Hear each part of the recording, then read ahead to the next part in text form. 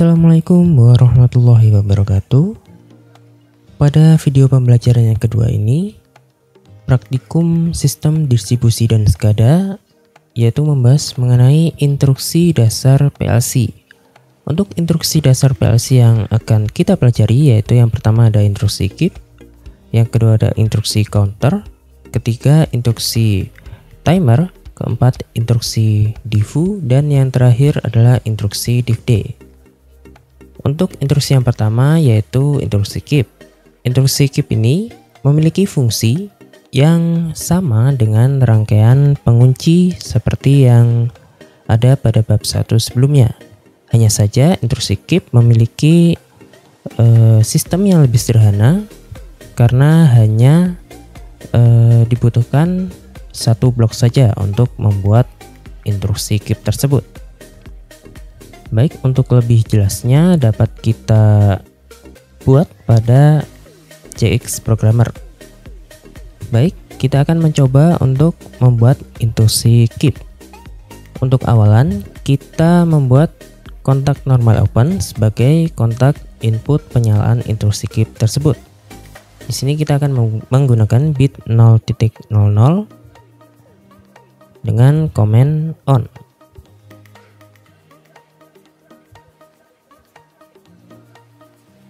Selanjutnya pada bagian sisi paling kanan kita akan membuat instruksi keep dengan cara menuliskan keep pada keyboard dan menuliskan alamat bit. Oke, untuk alamat bitnya kita dapat menuliskan alamat bit internal relay atau alamat bit output pada instruksi keep ini. Sebagai awalan saya akan mencoba untuk membuat alamat bit internal relay yaitu 10.00.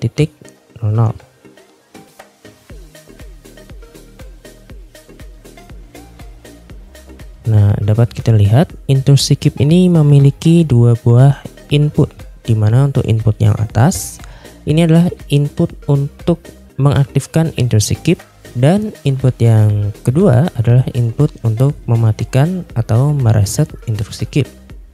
Nah, untuk jenis kontaknya di sini menggunakan kontak normally open untuk kedua inputnya.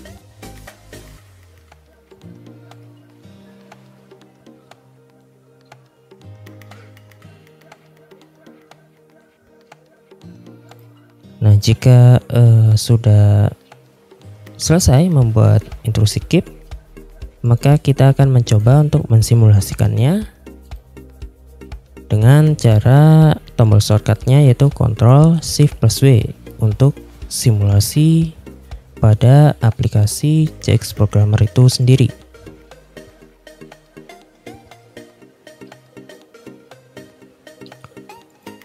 Baik, akan kita coba untuk mengaktifkan kontak on. Nah, dapat kita lihat instruksi keep di sini akan langsung aktif jika mendapatkan logika high pada input penyalaannya atau kontak on itu sendiri. Dan jika kontak on ini kita matikan, instruksi keep akan tetap mempertahankan nilai aktifnya karena instruksi keep ini fungsinya sama dengan rangkaian pengunci. Kemudian jika kita aktifkan kontak off, maka instruksi keep ini akan langsung mati karena mendapatkan logika high pada input resetnya. Nah, mungkin untuk cara kerja dari instruksi keep untuk dasarnya seperti itu. Kemudian kita beri kontak bantu untuk menyalakan outputnya. Kita matikan dulu untuk simulasinya dengan cara yang sama yaitu menekan Ctrl Shift V. Kemudian kita beri kontak bantu dengan alamat yang sama pada instruksi keep yang kita buat tadi yaitu 10.00. Kemudian kita buat coil output dengan menekan O, dan kita beri nilai bit yaitu 100.00. Kita beri komen misal beban lampu. Nah, akan kita coba simulasikan lagi.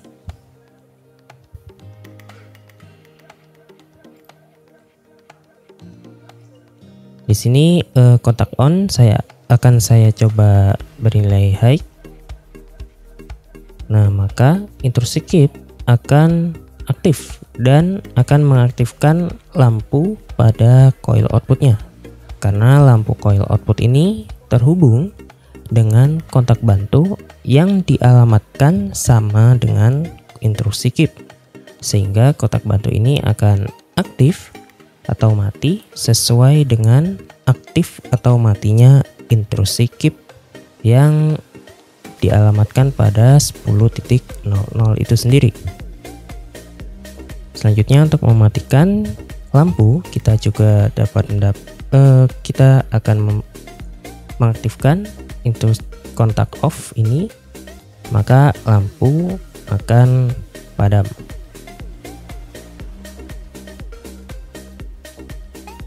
Nah, baik, selanjutnya kita juga akan mencoba untuk intrusi keep yang menggunakan alamat bit output, yaitu yang diawali dengan angka 100. Nah, sebelumnya saya akan menghapus rangkaian yang ada pada rung 1 ini. Cara merubahnya, kita klik 2 kali atau kita klik enter, kemudian kita rubah alamatnya menjadi 100.00. Nah, di sini karena sudah masuk memori untuk alamat 100.00, dapat kita klik dan langsung kita klik enter. Nah, maka akan muncul komen lampu pada intrusi keep itu sendiri. Kita akan coba simulasikan kembali dengan cara menekan Ctrl Shift plus W. Lalu kita akan mengaktifkannya dengan menekan atau merubah value kontak on menjadi 1. Nah, maka lampu atau output coil dengan alamat 100.00 akan aktif. Dan jika kita matikan kontak on-nya ini, dia juga akan mempertahankan nilai aktifnya. Untuk mematikan, kita juga dapat mengaktifkan kontak off dan lampu akan padam. Oke, selanjutnya yaitu pada instruksi yang kedua, counter. Counter merupakan suatu instruksi yang digunakan sebagai penghitung. Intrusi counter sendiri akan mulai aktif jika hitungannya telah mencapai nilai set value-nya, dan counter akan dapat dimatikan menggunakan input dari reset counter itu sendiri. Untuk lebih jelasnya, mari kita buat pada JX programmer atau pada leader diagram. Selanjutnya kita akan membuat instruksi counter secara sederhana. Untuk langkah awal kita akan membuat kontak normal open sebagai input dari kontak counter tersebut. Kita akan menekan C, kemudian kita beri alamat bit yaitu 0.00 dan kita beri komen input.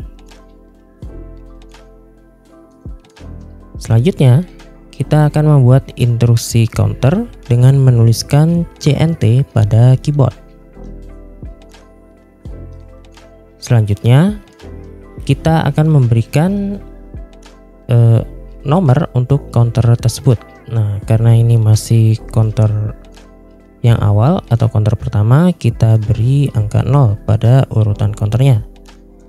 Selanjutnya kita akan memberikan nilai set value atau nilai di mana counter itu nantinya akan aktif pada hitungan keberapa.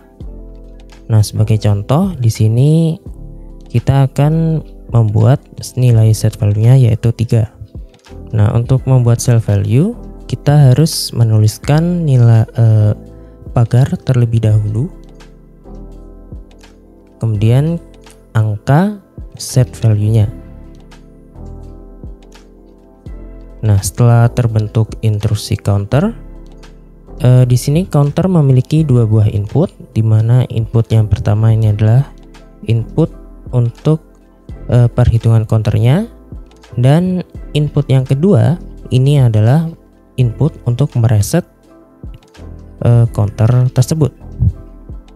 Nah, di sini kita juga akan membuat kontak normal open dengan alamat bit 0.01 dan kita beri command reset. Dan kita hubungkan pada input yang kedua pada instruksi counter. Baik, sampai sini kita akan mencoba untuk mensimulasikannya terlebih dahulu dengan cara menekan Ctrl Shift plus W.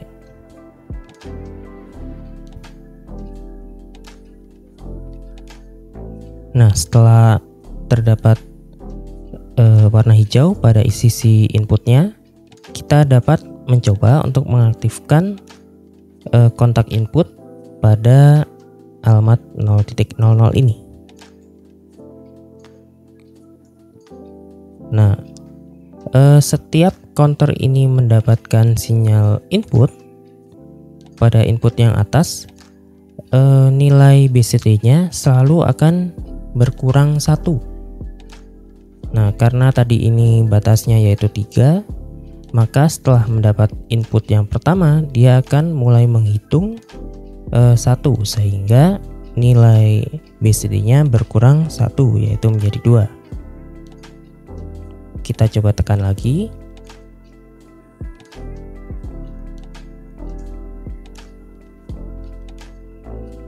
Nah, karena sudah tertekan 2 kali, maka BCD-nya menjadi 1. Berarti dia akan aktif jika tombol inputnya ini kita tekan sekali lagi. Mari kita coba. Nah, jika counter ini telah mendapatkan masukan 3 kali input, yaitu yang berupa high low seperti tadi. Nah, counter ini pada input high yang ketiga dia akan langsung aktif dan dibuktikan pada menyalanya instruksi counter ini.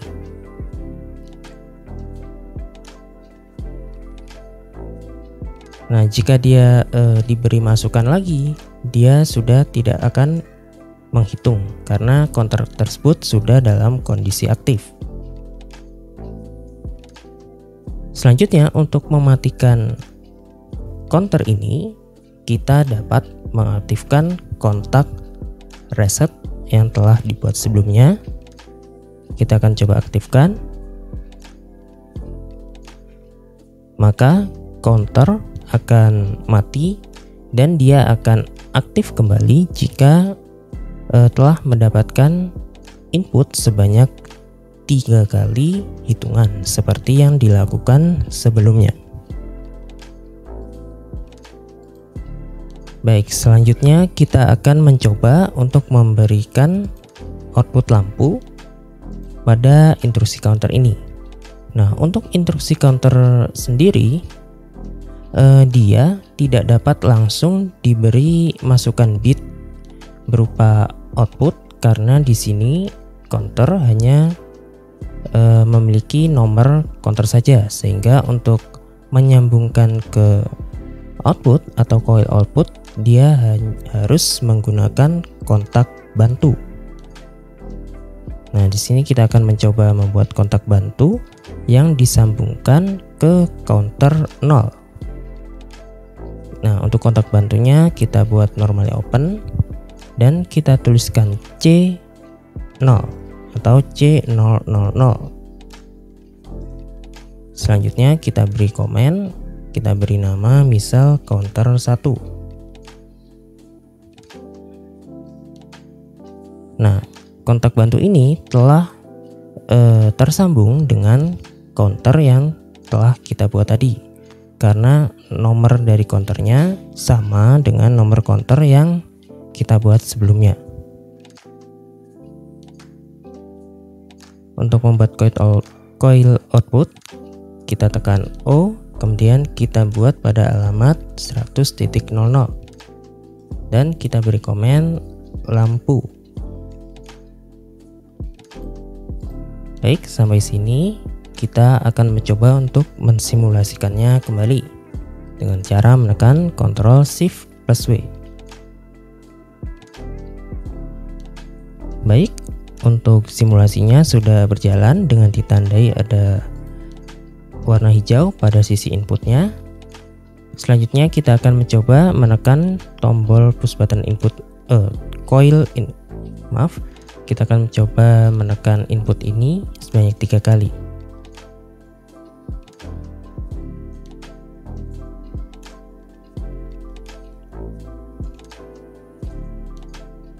Baik, ini adalah penekanan yang terakhir. Nah, di sini kontak bantu akan aktif bersamaan dengan aktifnya counter karena telah terhubung untuk alamatnya. Dan lampu akan menyala karena kontak bantunya telah aktif. Nah, jadi untuk sistem kerjanya counter untuk menghubungkan ke coil output harus menggunakan kontak bantu karena counter tidak dapat dimasuki oleh alamat bit output itu. Selanjutnya, untuk mematikan lampu, kita akan menekan tombol reset ini. Oh ya, sebelumnya input ini harus dimatikan terlebih dahulu.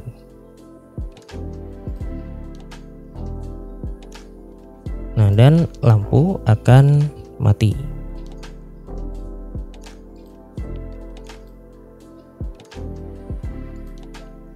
Selanjutnya, jika kita ingin setelah counter ini mencapai nilai set value dan dia akan otomatis mereset nilainya sendiri, kita dapat menambahkan kontak bantu yang diparalel dengan kontak reset ini, sehingga jika kontak counternya itu telah aktif, dia akan langsung mereset dirinya sendiri.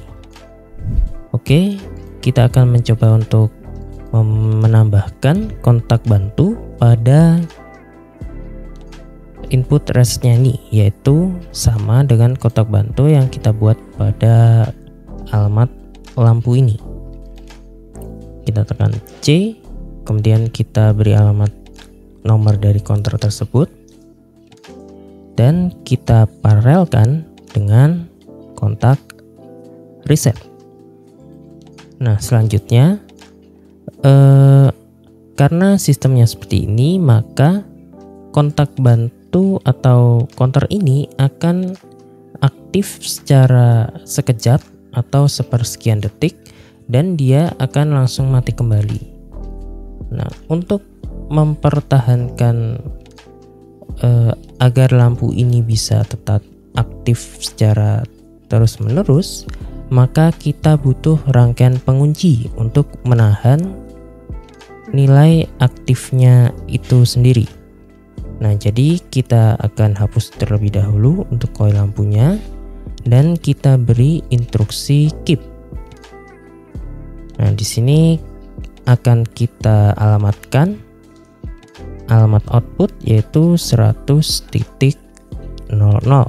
atau alamat lampu coil output yang kita buat tadi. Nah, untuk mematikan lampu, kita akan membuat kontak reset yang sama seperti untuk mereset counter ini. Kita alamatkan di 0.01. Nah, maka pada komennya akan tertulis reset. Kemudian kita hubungkan pada instruksi keep untuk keluaran lampu tersebut. Nah, maka dari sini counter setelah dia mencapai nilai set value, nilai counternya akan kembali pada 0 kembali secara otomatis, dan lampu tetap akan dapat menyala secara terus-menerus hingga kita menekan tombol reset pada instruksi keep itu sendiri. Nah, kenapa di sini ditambahkan tombol reset juga pada counter? Nah, ini bertujuan agar ketika counter ini masih dalam hitungan tidak 0 atau misal dalam hitungan 1 atau 2, ketika kita menekan reset secara manual, maka counter juga akan kembali ke nilai hitungan 0. Baik, kita akan coba simulasikan kembali.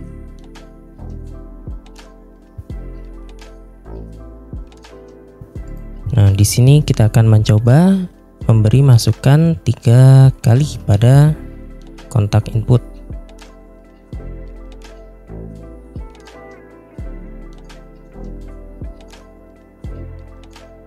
Nah, di sini dapat kita lihat bahwa lampu, oke, baik, sebelumnya saya akan matikan dulu kontak inputnya.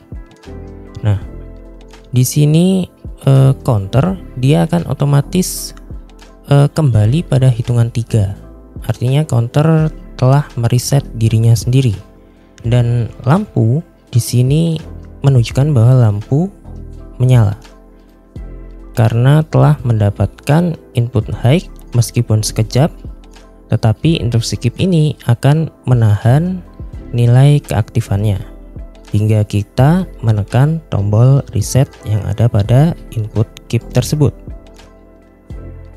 Nah, semisal counter ini sedang berada pada hitungan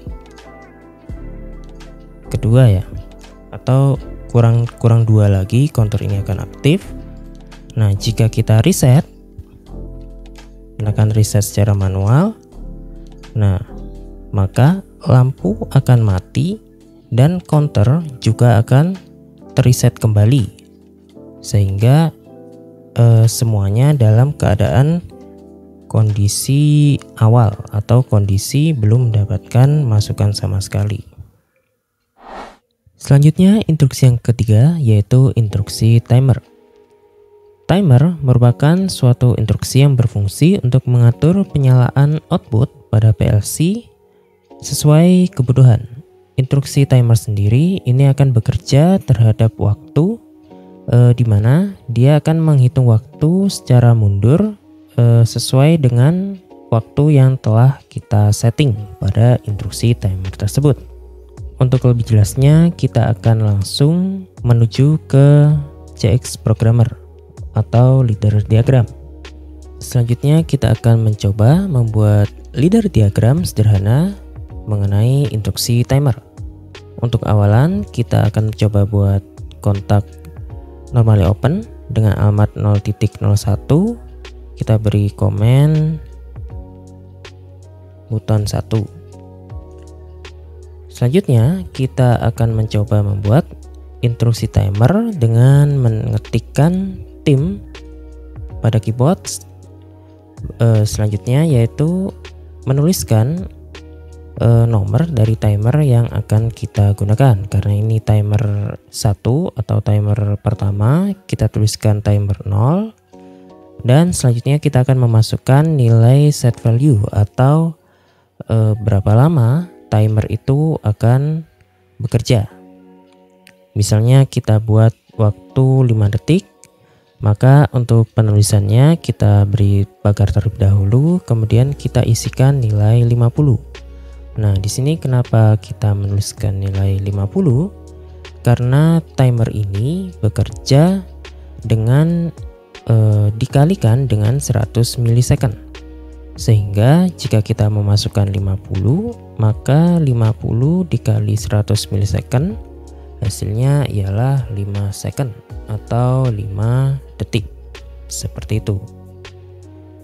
Selanjutnya kita enter. Nah, untuk menyambungkan timer ke coil output, maka kita membutuhkan suatu kontak bantu, di mana kontak bantu tersebut harus beralamatkan sama dengan nomor timer yang telah kita buat sebelumnya ini. Maka kita akan buat kontak bantu dengan alamat T000 dan kita beri komen timer 1. Untuk komennya bisa terserah kita, karena ini hanya menunjukkan sebagai komen saja, tidak pengaruh terhadap output logikanya. Selanjutnya kita akan membuat coil output dengan alamat 100.0 dan kita beri komen lampu. Baik, jika telah selesai membuat leader diagramnya, kita akan mencoba mensimulasikannya pada CX Programmer itu sendiri.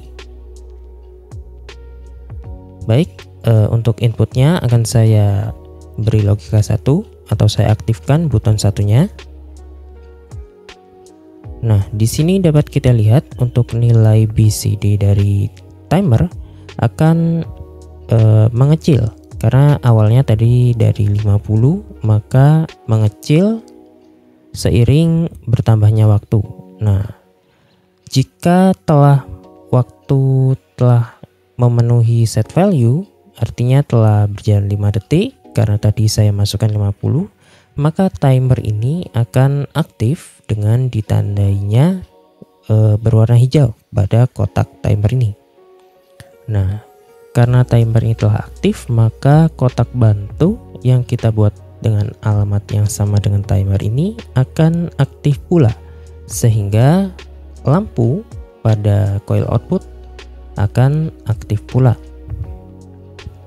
Nah, kemudian jika pada input timer ini kita matikan atau kita berlogika 0, maka instruksi timer akan ikut tidak aktif atau akan mati secara langsung. Karena instruksi timer ini dia akan terus aktif jika mendapatkan logika high secara terus menerus pada inputnya. Dan jika pada inputnya ini dia berlogika low, maka instruksi timer ini akan langsung mati dan tidak menyimpan waktu berapa yang telah dihitung tadi. Dia akan langsung mulai menghitung dari 5 detik kembali jika butonnya ini dimatikan. Untuk penerapan instruksi timer pada kehidupan sehari-hari dapat kita lihat pada lampu lalu lintas, di mana pergantian warnanya akan berganti secara otomatis seiring perubahan waktu. Selain itu, pada bidang industri, instruksi timer biasanya digunakan untuk mendelay pergerakan conveyor, di mana ketika sebuah conveyor, yaitu di atasnya terdapat suatu barang, dan jika barang yang di atas conveyor tersebut telah mencapai mesin A, misalnya mesin A adalah mesin pengisi botol, maka mesin A akan memulai mengisi botol memerlukan waktu 5 detik misalnya. Maka conveyor akan dihentikan selama 5 detik. Untuk penghentian ini digunakan instruksi timer. Nah, setelah 5 detik, maka conveyor akan diaktifkan kembali dan membawa botol yang telah terisi suatu cairan untuk dikirimkan ke mesin berikutnya hingga botol selesai memasuki mesin dan siap untuk dikemas. Selanjutnya kita akan belajar tentang instruksi diff dan diff atau differentiate up dan differentiate down. Instruksi diff dan diff merupakan suatu instruksi yang berfungsi untuk mengubah kondisi logika bit operand dari off menjadi on selama satu siklus atau pulsa. Di sini yang dimaksud dari instruksi diff dan diff. Untuk diff itu akan memberikan pulsa high ketika terjadi perubahan dari off ke on. Misalnya, ketika kita menekan tombol push button dan menahannya, maka Divu akan memberikan pulsa hanya sekali saat pertama kali push button itu ditekan, dan itu hanya berselang selama beberapa milisecond saja.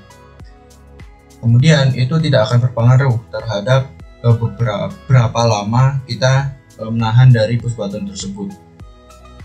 Kemudian untuk div D ini sebenarnya sama seperti Divu, namun di sini perbedaannya, div D akan memberikan kondisi pulsa high saat terjadi perubahan on ke off. Misalnya ketika kita menekan tombol atau push button dan menahannya, maka div D akan memberikan pulsa high saat kita melepas tombolnya. Jadi div D tidak akan memberikan sinyal high apabila kita menahan tombolnya. Dia akan memberikan sinyal high ketika kita melepas dari tombol push button tersebut. Seperti itu untuk penyelesaian dari Divu dan div D. Kita langsung saja ke percobaan dari Divu dan div D. Nah, langsung saja kita coba dari percobaan Divu terlebih dahulu. Sini kita akan membuat tombol push button alamat 0.01. Kemudian kita menambahkan instruksi Divu menggunakan alamat internal relay. Kenapa menggunakan alamat internal relay di sini? Karena kan Divu seperti penjelasan tadi, dia hanya akan bekerja high selama beberapa milisecond. Maka dari itu sini kita menggunakan alamat internal relay untuk menghidupkan outputnya.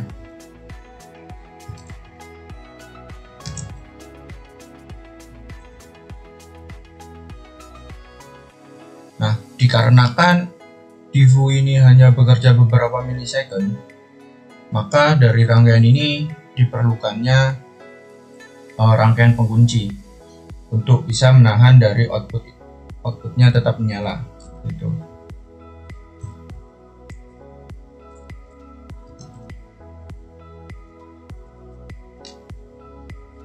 Kita coba untuk menyalakan.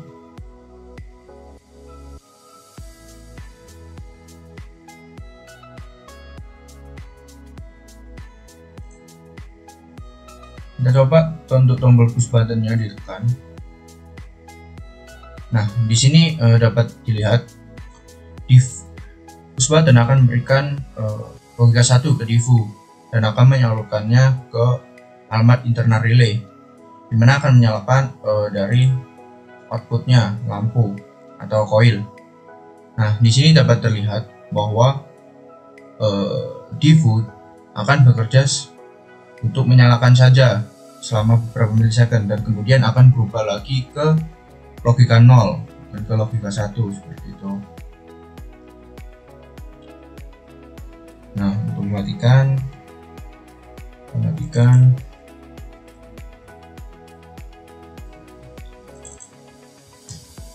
dan untuk membuktikan Divu ini hanya bisa bekerja ketika dari logika 0 ke logika 1 kita membutuhkan kontak normally close. Kita matikan terlebih dahulu.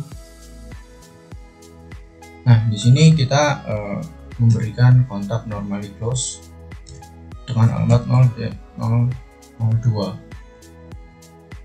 Nah, kita coba nyalakan.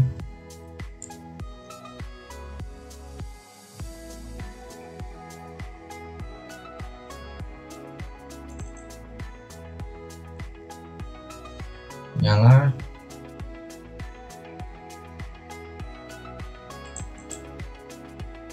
Kita coba matikan untuk outputnya. Mohon maaf salah. Dan kita nyalakan kembali. Nah, di sini untuk masukannya atau push button pertama itu sudah berlogika high atau berlogika 1.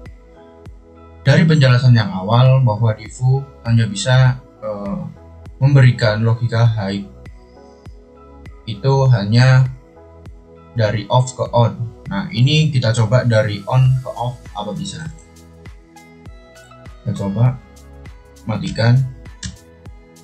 Nah, di sini dapat dilihat bahwa dari teori tersebut itu benar, dan diffu ini hanya bisa memberikan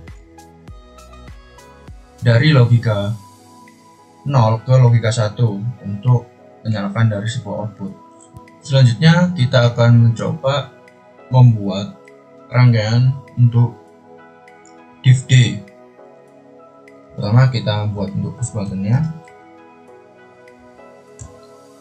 kemudian kita buat div D,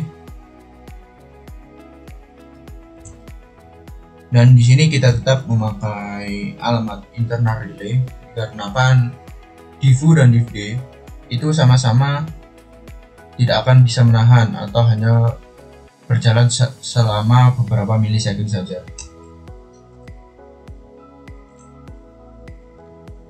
Kita masukkan alamat internal relay.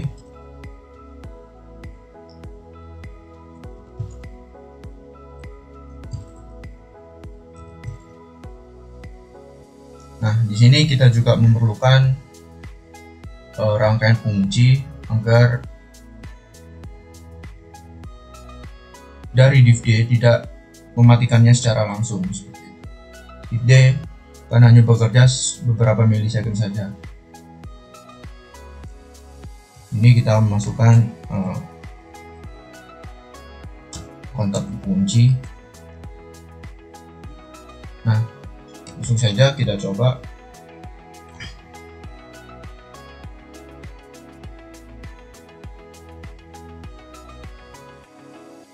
Oke, kita coba menyalakan. Di sini kita akan coba membuktikan bahwa teori yang ada di awal itu benar atau tidak, bahwa div D itu bekerja dari on ke off, bukan dari off ke on. Jadi kita coba menyalakan push buttonnya. Nah, di sini dapat dilihat bahwa ketika kita memberikan logika 1, output coil di sini tidak akan menyala karena kan dari div D itu hanya bisa menyalakan dari on ke off. Nah, kita coba untuk mematikan dari push buttonnya atau melepas push button. Nah, di sini dapat terlihat bahwa coilnya dapat menyala. Dari sini kita bisa menyimpulkan bahwa div D akan bekerja ketika mendapatkan logika dari high ke low, seperti itu.